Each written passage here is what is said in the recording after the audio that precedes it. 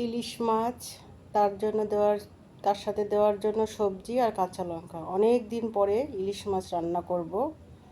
আজ করব ইলিশ মাছের একদম পাতলা ঝোল সবজি দিয়ে। খেতে খুব ভালো হয় এটা, বিশেষ করে বর্ষার সময়। পটল, বেগুন, গাঠি কচু এটা দিয়ে করব।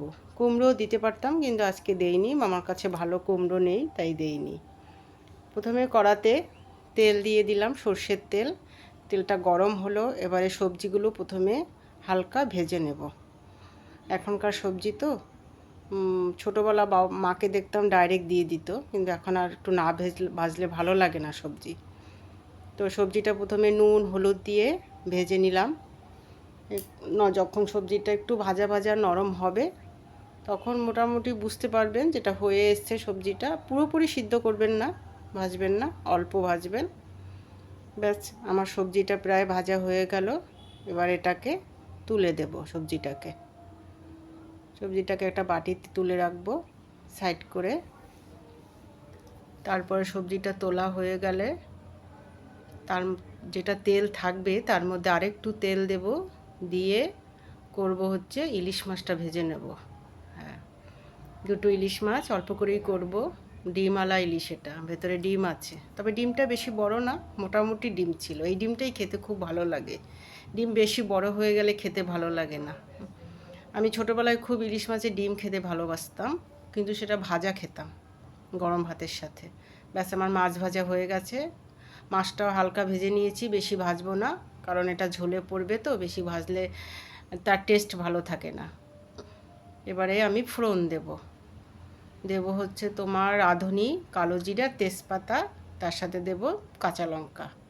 ফোড়নটা একটু ভাজা হয়ে আসলে তাতে একটু হলুদ আর লঙ্কার গুঁড়ো মিশিয়ে নিয়েছি। এবারে জল দিয়ে মিশিয়ে এটা দিয়ে দিলাম। এটা একটু ভাজা ভাজা হয়ে আসলে, যখন এটা থেকে একটু তেল ছাড়বে, তখন দিয়ে দেব মাছ দেওয়ার পরে দিয়ে দেব ভাজা সবজিগুলো। তো মাছ দেওয়ার সাথে সাথে দেব পরিমাণ মতো নুন আর জল আপনারা যেরকম ঝোল খাবেন সেরকম দেবেন। আমি মোটামুটি দিয়েছি, যাতে মাছ আর সবজি ভালো সিদ্ধ নরম হয়ে যায়। এতটা জল থাকবে না। পরে নুন দিয়ে দিলাম। এবার এটা 10 মিনিট ফুটবে মিডিয়াম আঁচে।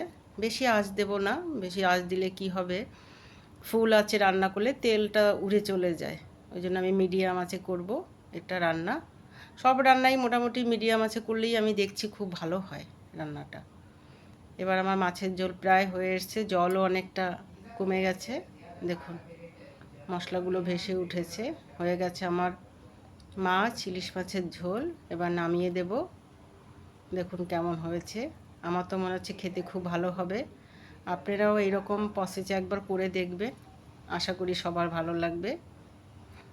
আর যদি ভালো লেগে থাকে আমার চ্যানেলটা একটু সাবস্ক্রাইব আর কমেন্টস লাইক করে দেবেন। দেখার জন্য থ্যাংক ইউ সবাইকে। হয়ে গেল ইলিশ মাছের ঝোল। এবার গরম ভাতে এটা খাওয়া হবে।